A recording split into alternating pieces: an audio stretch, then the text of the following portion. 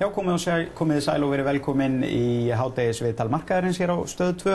Við höfum fengið til okkar, við höfum reyndar komið til Hreiðars Már Sigurðssonar, forstjóra Kaupþingsbanka. Sæl. Takk. Þetta ekkert dónalegur hagnaður þó að hann sé reyndar ekki sá besti í sögu bankan, 60 milljarðar. Nei, það sem ágætlega gengi fyrstu 9 mánuði ársins með yfir 60 milljarðar í afkomu og 27% arðsemi eigin fjár. Þriðji fjórðungur hins vegar var töluvert erfur á alþjóðlegum mörkuðum. Sá mikla sveiflur. Við náðum hins vegar að skila það bil 19% arðsemi á ársgrundvelli á þriðja fjórðungi. Svo við séum við sáttir við útkomuna. Já. Á hvaða vígstöðum hefur gengið best og hvar hafa hlutirnir fara úrskeiðis? Best hefur gengið fyrirtækja ráðgjöfun okkar, fjárfestingarbankastarfseminni og fyrirtækjabankastarfseminni og þetta er metfjórðungur þar. Við erum að sjá að við erum að verða mjög stóra aðila á Norðurlöndunum. Einn af 10 stærstu í fyrirtækja ráðgjöfunni og það er einhvers annar norrænn banki sem hefur vinnið jafnstórum viðskiptum þar sem af er ári og Kaupþing samstæðan. En það sem hefur gengið erfiðlega hefur verið alþjóðlegu skuldabréfamarkaði. Við höfum verið að fjárfesta þar á undanförnum árum, byggja upp þá starfsemi og það er eins og einhverju gerir þessum mörkum, stundum það er ekki allir markaðir að gefa góða ávöxtun á sama tíma. Íslensku bankarnir hafa verið mjög duglegir í útrásinu og það hefur gengið vel, en það hefur náttúrulega gengið langt best hjá Kaupþingi. Hvað eru þið að gera sem hinir bankarnir eru ekki að gera?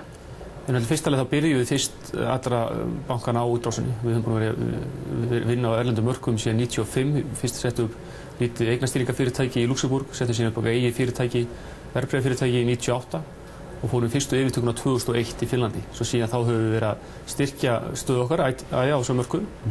Fórum enga yfirtöku síðast árið, heldur einbeita okkur að því að samþætta reksturinn. En tilkynntum við mjög stóra yfirtöku núna nýlega, langstærstu yfirtökuna sem við farið í Hollandi. Og þið voru náttúrulega minnsti bankinn er það ekki þegar þú kemur inn? Jú, við byrjum þetta á sama ári, ég og Sigurður Einarsson, stjórnarformaður og þá voru það bil 28 starfsmenn í Kaupþingi og skrifstofur í Reykjavík. Svo þetta aðeins stækkað síðan þá. 85% af hagnaði ykkar kemur erlendis frá. Skiptir Íslandsmarkaður í raun engu máli lengur? En skiptir þetta töluvert kannski meira máli heldur þetta. Við erum náttúrulega við höfuðstöðurnar hérna. Við erum ennþá af erlendu fjárfesti litið á okkur sem íslenskan banka að verulegu leyti. Það sem gerist á Íslandi skiptir miklu máli fyrir Kaupþing. Svo við erum ennþá sjálfur sér íslensku banki þó svo að við sem ætti að reyna að spenda mönnum á að við séum sjálfur sér norður-evróskur banki, norður-evróska áhætta. Ég held að við séum það vera á síðast ári þegar Ísland gekk í gegnum miklar hremmingar. Íslenska krónan lækkaði 25%, hlutabréfamarkaðurinn lækkaði 25–30%. Og á þeim tíma náðum við að skila metafkomu sem sýnir aðeins hversu vel okkur hefur tekist að vaxa fyrir utan Ísland. En enga síður, þá líta margir fjárfestar á okkur sem íslenska banka og Ísland skiptir okkur verulegu máli. Já. Stendur til í raun að flytja bara höfuðstöður út og í raun að láta bara íslenska markaðinn eiga sig? Nei, sjálfur sér ekki. Og við höfum metnað til þess að halda höfuðstöðunum hér og halda skráningunni á Íslandi. Við erum hins vegar tilkynnt í dag sem færa uppgjör okkar úr íslensku krónum yfir í evrur og það er bara skilyrði alþjóðlegra reikningsskilastaðla að gera slíkt. Já, þannig að þið verðið annar íslenski bankin sem gerir þetta eftir straumi? Já, svo við reiknum með því að frá 1. janúar að gera upp í evrum og eins verður lögð til að fyrir hlutafund bankans núna í nóvember eða byrjun desember að skrá hlutina líka í evrum. Er ekki raun bara tímaspursmál hvenær viðskiptalífið þrýstir nógu mikið á stjórnvöld að taka upp evru? Ég meina þegar viðskiptalífið er búið að því, gengur hitt á ekki í raun bara, er hitt þá ekki eðlilegt framhald? Við erum að sjá að mikið af viðskiptalífinu er komið í evrur. Við erum að sjá mjög mörg fyrirtæki sem skráð í kauphöllunum fyrir utan bankana sem hafa að gera upp í erlendu gjaldmiðli. Við erum að sjá að fasteignafélögin eru mikið að fjármagna sig í erlendu gjaldmiðli og gera leigusamninga í erlendu gjaldmiðli. Svo við sjáum líka starfsemi til eignarlegu fyrirtækjana mikið í erlendum gjaldmiðli. Svo hlutfall krónunar af íslensku efnahagslífi fer sífellt minnkandi, það er ljóst. Já. Bara svona stuttlega þennan orðróm að þið ætlið að hætta útibúarekstri á Íslandi og einbeita ykkur að því að vera bara fjárfestingafélag. Þetta er ekki rétt? Nei, alls ekki rétt. Og við leggjum mikið metnað í okkar útibúarekstur. Við erum fjárfestar mikið á undanförnu. Við höfum náð að auka markaðshlutdeild okkar stöðugt síðan 2003 þegar við sameinumst Búnaðarbankanum og við erum í dag næststærsti bankinn í smásöluviðskiptum á Íslandi og það er mikið metnað að standa þá starfsemi áfram. Hvert stefnið með Storebrand? Já, við ákváðum að samþykkja og standa við bak við stjórnendum Storebrands í yfirtöku þeirra í Svíþjóð á stóru líftryggingafélagi Við erum búin að sækja heimild til að fara yfir 20% eignarhlut okkar sem við erum með í dag og við teljum að stórband getur orðið mjög góð fjárfesting á komandi árum. Það sé mjög spennandi tækifæri fyrir þá að stækka og verða leiðandi líftryggingafélag á Norðurlöndunum og það sjálfsög verkefni hjá okkur í dag. Við ætlum að fjárfesta meira í þeim og standa bak við stjórnendunum í að þróa félagi áfram. Já, en það ekki einhver kergja það hversu mikil hluti megið eignast í þessu félagi? Jú, við sóttum eftir 25% hlut, eignast 25% hlut, fengum samþykki fyrir 20% hlut.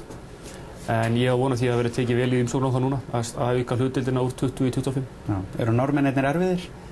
Já, við höfum orðið verið aðeins öðruvísi sjónarmið hjá Norðmönnum og við erum ekki eina alþjóðlega fjármálafyrirtæki sem hefur lent í því. Þeir hafa reynt að vernda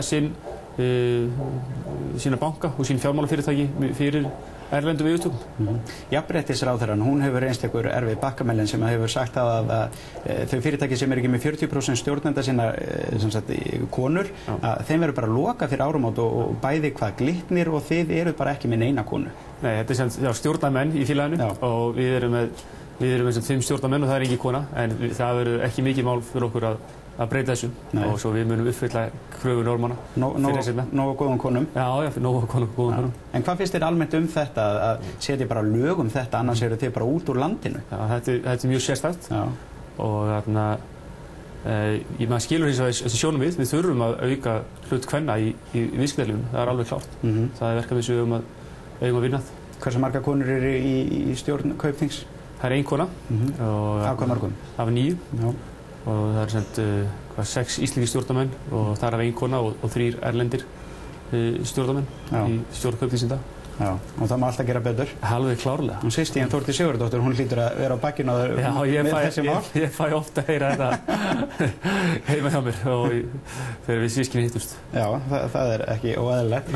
En hvernig er það? Kaupþing náttúrulega, þið eru eins og þú segir, þið eru stórir á Vestur-Evrópumarkaði og þið eru mjög orðnir stórir á Norðurlöndum. Þið eru komnir til Dubai og hvað er það að gera þar? Þar eru einbeitt okkur að fjárfestingarbankastarfsemi og einkabankaþjónustu. Mjög spennandi markaður þar. 36 milljóna markaður. Við erum að tala um 5% af ríkustu, lítur á 5% af auði einstaklinga í heiminum samansafnar meðal þessar 36 milljónum manna. Það er sem ég er að koma út mér. Og svo það er mikil auðsöfnun sem á sér stað á þessu svæði í dag. Það er mikið af lausafé við þetta háa olíuverð. Og fyrir okkur að vera eini norræni bankinn sem getur að sýna aðilum á svæðinu fjárfestingartækifæri á Norðurlöndunum, eins að vera ráðgjafi fyrir fyrirtæki frá Norðurlöndunum og Norður-Evrópu til að fjárfesta í Miðausturlöndunum, teljum við sér mjög spennandi. Það er náttúrulega mikið frumkvöðlastarf, við erum að setja þetta upp frá grunni, en við erum búin að ráða einhverjum 10 starfsmenn og nú þegar erum við að vinna mörgum spennandi verkefnum. Já, svo er Katar, það er einmitt. Hvað með aðra markaði? Aðra markaði, við erum að fara inn í Þýskalandi gegnum yfirtökun á hollenska bankanum í Frankfurt, þar sem við teljum við getum vaxið mikið. Það er 25 manna skrifstof sem við erum með þar.